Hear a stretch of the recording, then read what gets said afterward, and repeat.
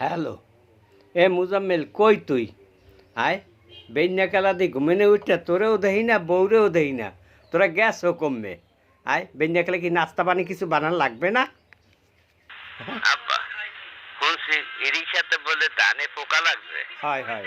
তাই ওই বিষ দেওয়ার বদলে মুই বউরে লইয়া একটু ঘুরতে বাইরেছি যে ইরিক্সাতে বাতের দে ঘুরলে আর বাতাসে যদি পোকাগুলি মরে, কারণ হ্যাঁ তো একটা বিষাক্ত প্রাণী। অকয় না এবার বাবা। অকৌ কি আয় ঘরে বউরে বসে এরকম কথা কয়? এই বেড়া এটি মানুষে কয়।